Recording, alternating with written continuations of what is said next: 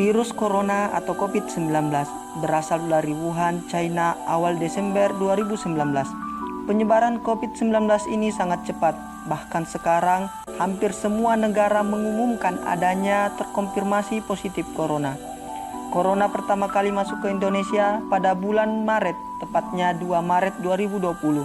Tidak hanya itu, pada tanggal 17 Maret COVID-19 ini masuk ke Kalimantan Timur. Dengan adanya COVID-19 ini, banyak sekali perubahan tatanan kehidupan di masyarakat.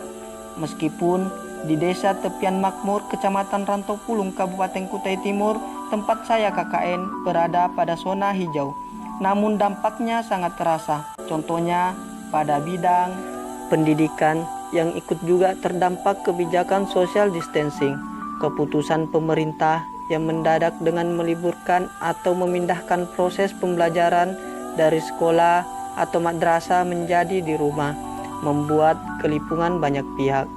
Ketidaksiapan stakeholder sekolah atau madrasah melaksanakan pembelajaran daring menjadi faktor utama kebingungan ini.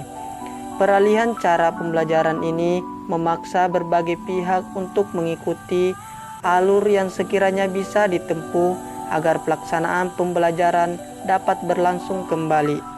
Kali ini saya berkesempatan untuk mewawancarai salah satu guru yang ada di Desa Tepian Makmur mengenai tatanan kehidupan di masa pandemi. Assalamualaikum warahmatullahi wabarakatuh, Pak. Waalaikumsalam warahmatullahi wabarakatuh. Perkenalkan, nama saya Sul Effendi. Saya sebagai mahasiswa Stiper Kutai Timur. Kali ini kami dari KKN Stiper 2020 yang melaksanakan KKN di Tepian Makmur.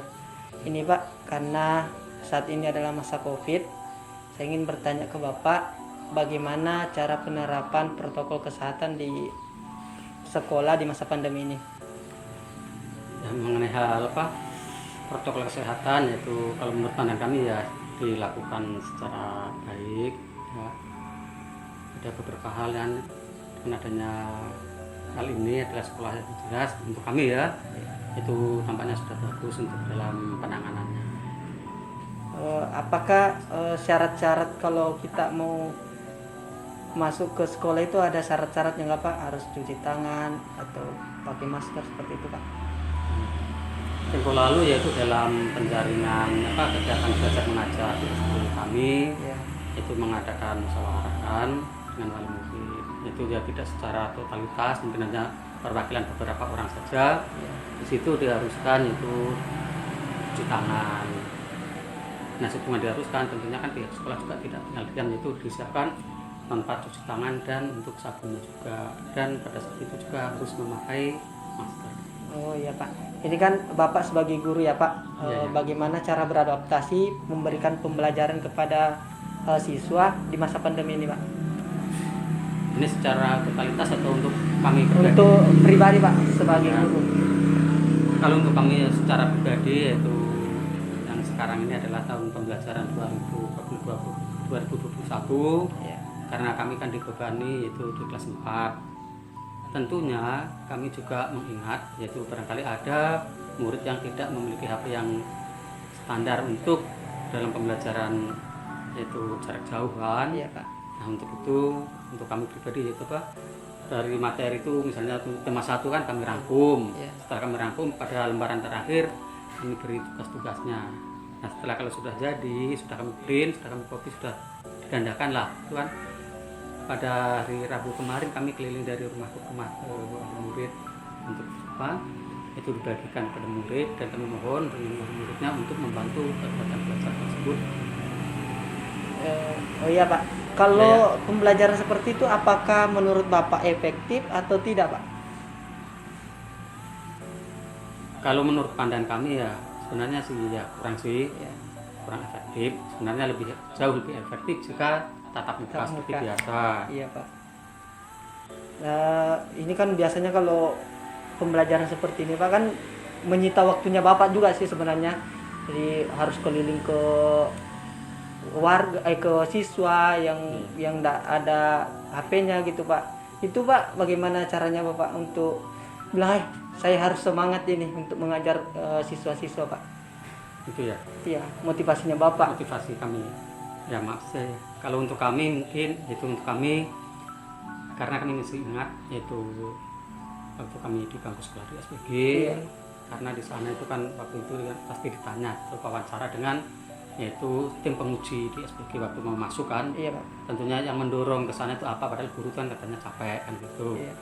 Namun kami tetap bersemangat yaitu karena ya setidak-tidaknya kami tidak punya apa-apa kan, hanya punya tekad saja untuk membangun negeri melalui dunia pendidikan itu saja.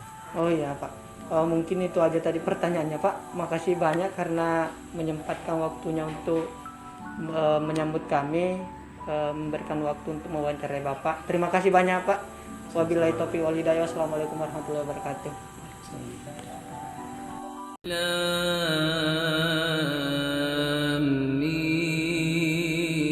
Selain dunia pendidikan yang kena imbasnya, virus corona bukan hanya merenggut ribuan nyawa, tetapi juga mengubah tata cara kehidupan manusia di seluruh dunia, mulai dari interaksi sesama maupun proses berhubungan dengan Tuhan.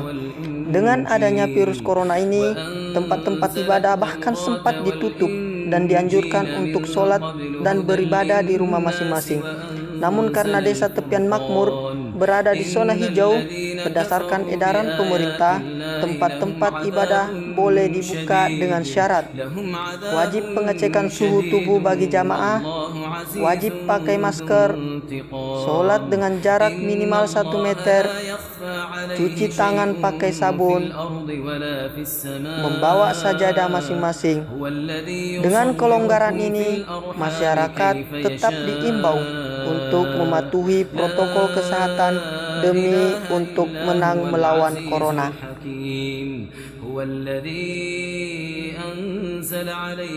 Dengan adanya tatanan kehidupan baru ini, harus kita lakukan demi untuk pencegahan penyebaran corona. Karena virus ini pasti akan selalu ada, sehingga kita wajib mematuhi protokol-protokol kesehatan yang ada.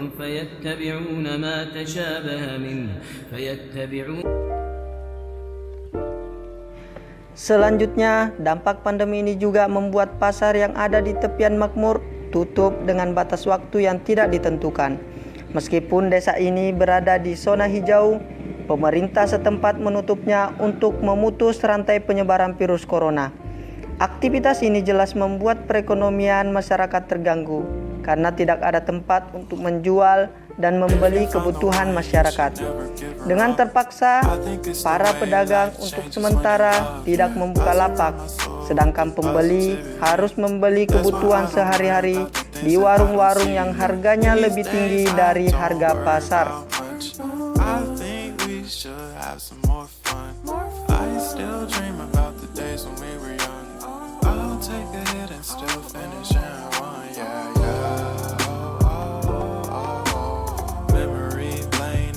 Too far away from our hearts, yeah, yeah. The ones we keep close, we should never let go. So tell me who you love, baby.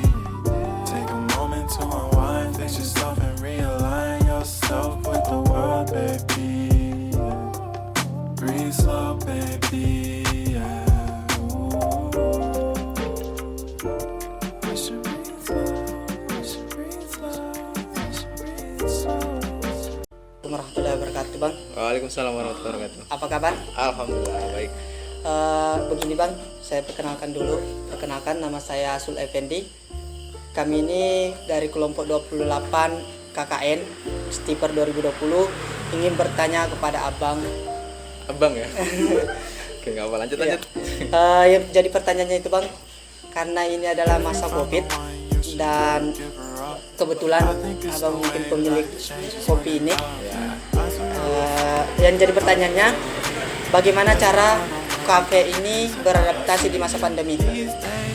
Oke, di masa Covid ini memang berat sih buat pelaku UKM atau pengusaha-pengusaha. Apalagi kita nih buka kan Februari. Covid masuk Indonesia tuh di pertengahan Maret kalau salah. Sampai ke sini tuh mau akhir-akhir Maret. Jadi akhirnya baru 1 bulan buka, kita langsung perang sama Covid.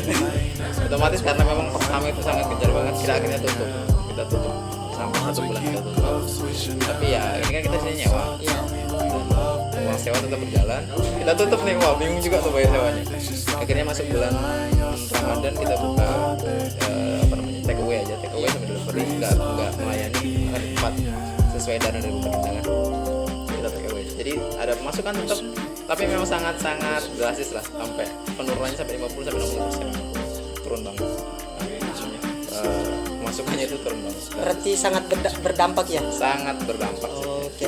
Kemudian yang kedua Bang, ini pertanyaan bagaimana cara penerapan protokol di KP ini? Oke, kalau di awal kan memang satu kita kan nggak melayani makan di tempat. Iya. Setelah itu habis Lebaran kita sudah open lagi dan mulai buka tipis-tipis. Motornya mudah-mudahan nggak gagal. Kemudian kita udah buka, kita waktu itu broadcast, kita WA ke semua biasa yang pelanggan di sini, kita WA. Jadi kalau mau kesini kita harapkan pakai masker, kita sediakan cuci tangan. Kalau cuci tangan memang udah dirawat. Kalau bisa jaga jarak, tapi memang pelanggan di sini maskernya kadang iya kadang enggak gitu ya. Iya. Terus untuk jaga jarak memang kita nggak bisa modisikan di sini. Cuman ya kita harap yang hadir di sini memang teman-teman di sini aja, sekitaran sini aja. Jadi kita pastikan mudah-mudahan nggak ada yang terpapar COVID di sini. Kalau selama ini buka, apakah ada peningkatan harga bahan baku Oke. selama COVID ini? Ada beberapa sih, tapi nggak semuanya, ada beberapa. Yang pertama waktu itu kita kan pakai ada minuman segar juga ya, minuman beginian gitu. Kita sempat kekurangan bahan baku tuh kita pakai fresh meal. Dan kita nyari kemana sampai di Sangatta pun kita nyari nggak dapat tuh fresh mealnya. Akhirnya ya kita ngakalin lagi ya dengan bahan baku yang beda, tapi yang dengan rasa yang mendekati gitu. Kemudian bahan baku yang naik itu kita ada menu jahe, minuman jahe. Itu sempat, dan akhirnya sempat sampai sekarang masih belum dapat jahenya ini karena memang harganya naik dan bahan bakunya susah didapat. Ya, mungkin itu aja pertanyaannya Bang. Terima kasih banyak karena sama. bisa menerima kami di sini. Oke, good luck. Wabillahi taufiq wal hidayah. Assalamualaikum warahmatullahi wabarakatuh. Waalaikumsalam warahmatullahi wabarakatuh.